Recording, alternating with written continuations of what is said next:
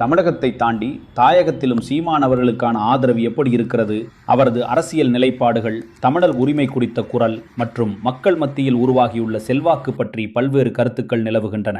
சிலர் அவரை தைரியமாக பேசும் தலைவராக பார்க்கின்றனர். மற்ற சிலர் அவரது அரசியல் பயணம் குறித்து விமர்சன பார்வையையும் முன்வைக்கின்றனர். தமிழகத்தை தாண்டி உலகத் தமிழர்கள் மற்றும் தாயக மக்களிடையிலும் சீமான் அவர்களின் பெயர் எவ்வாறு பேசப்படுகிறது, அவருக்கு உண்மையான ஆதரவு எந்த அளவில் உள்ளது, இது குறித்து மக்களின் நேரடி கருத்துக்களை இந்த நிகழ்ச்சியில் பார்க்கலாம். இது பார்த்ததும் கேட்டதும் பிரபாவின் பார்வையில்.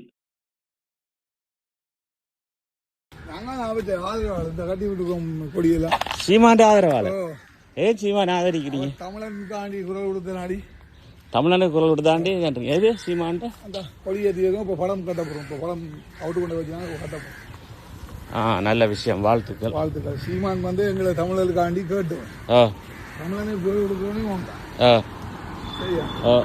கொடி இருக்கு. இது ஓகே. விவசாயி கொடி இதுல நடத்த போறீங்க?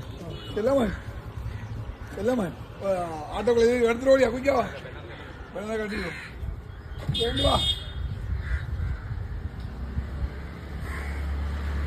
உங்களோட பேர் என்ன? மதன். மதன். நீங்க இருக்கிறது? பாஷோ. எத்தனை வயசு? 50 வயது. 50?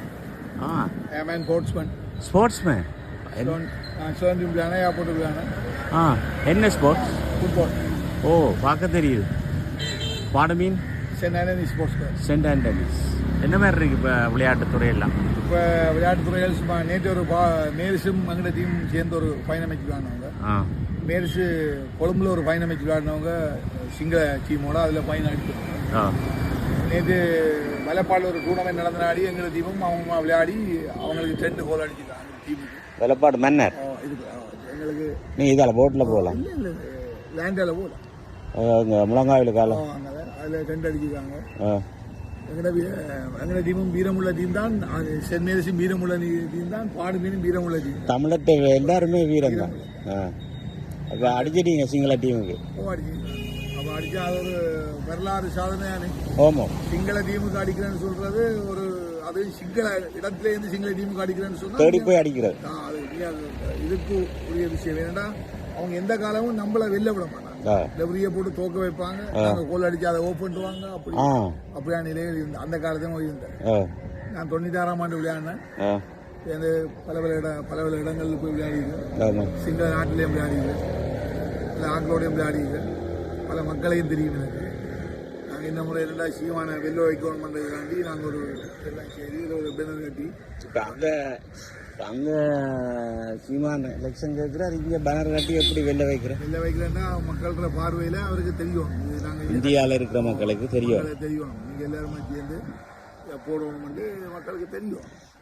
தான் இவ்வளோ அழிவுகள் நடந்த காலத்திலாம் எங்களுக்கு அவன் தான் கேட்டோம். வேறொருவரும் வேறொருவரும் தெரியும். இந்த விஷயத்தில் நாங்கள் அது உலகமான சீமானுக்காண்டி தான் சீமா நாங்கள் எலெக்ஷனில் நிற்கிறோம். அதற்காண்டி நாங்கள் இங்கே போயிட்டு வந்துட்டோம். 4 மணிக்கு இப்போ தொழிலுக்கு போயிட்டு வந்து இன்றைக்கு ஒதுக்குறீங்க, ஸ்போர்ட்ஸ் செய்யறீங்க, பல தொழில்கள் வேற படிப்புகள் எப்படி படிச்சுன்னா இன்றைக்கு நாங்கள் ஒரு பேங்க்ல ஒரு மேனேஜர் இருந்துடுவீங்க. ஆனால் அது இது நல்லதானே ஸ்போர்ட்ஸ் வந்து எல்லாத்துக்கும் நல்லது. ஆமாம். எந்த போனாலும் ஸ்போர்ட்ஸுக்கு மரியாதை. சிவானா மாத்தா இவரோட பிரிவாரம் மாதிரி பாருங்க, முகத்தையும் பாருங்க, அழகு, நல்ல வடிவு, பிரவாரமா தான் இருக்கேன். எலெக்ஷனை கேட்கறதுக்கு வெல்லக்கூடிய ஆள். அப்படி பல மக்களோட சரியான நிலையில நின்றவர். எங்களுக்காண்டி இந்தியாவில் குரல் கொடுத்தேன்னு சொன்னா, நம்ம தமிழருக்காண்டி குரல் கொடுக்குறேன்னு சொன்னா சின்ன விஷயம் இல்லை தான், ஒரு பெரிய விஷயம். பல நாள் அங்கே புலிக்கோழிகளை ஏற்றிருப்பார். இப்பயும் புலிக்கோழியோட நான் வாழ்றேன். அந்த விஷயத்துல நாங்கள் இதை இன்றைக்கு வெற்றி தான் அவருக்கு ஒரு சந்தோஷமான நிலையாக இருக்கும். வெற்றி பெறுவார். காரைக்குடியில் வெல்லுவார். இப்போ சீமானுக்கு என்ன சொல்ல விரும்புறீங்க? நாங்கள் சீமான் வெல்லுவோம். அந்த இடத்துல வெண்டு, காரைக்குடி என்ற இடத்துலையும் வெண்டு பல மக்களுக்கு நல்ல உதவிகள் செய்து வெண்டா அது உதவி செய்கிறா நீங்கள் நோக்கம். அந்த நோக்கத்தில் அவர் சரியான நிலையிலிருந்து வெல்லணும். வெல்லணும், வெண்டே ஆகும். சரி, வெல்றது தோக்குறது அரசியலில் சாதாரண விஷயம். அவரே அதை பற்றி கவலைப்படல. ஆனால் நீங்கள் இன்றைக்கு யாழ்ப்பாணத்தில் பலர் அரசியலை வெறுக்கிற சூழ்நிலையில் இந்தியாவில் இருக்கிற தமிழ் தேசிய கூட்டணி பின்னாலே நாங்கள் வெளிக்கிட்டு தேய்க்கிறாங்க.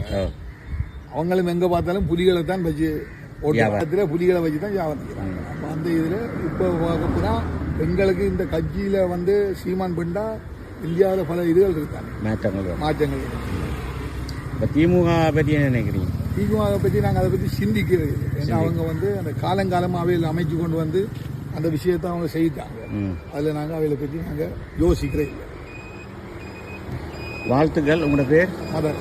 மதன், உங்களோட சேவைக்கு வாழ்த்துக்கள். இப்படியே 4 மணி கிளம்பி போய் தொழிலுக்கு போயிட்டு வந்து தமிழருக்காண்டி நீங்களும் ஒரு பிரபாகரனாத்தான் பார்க்குறோம். நாங்கள் பிரபாகரனை பற்றி என்ன நினைக்கிறீங்க? பிரபாகரன் ஒரு பழம்பார்ந்த மனிதன். அவன் வந்து வீரம் உள்ள ஆள்.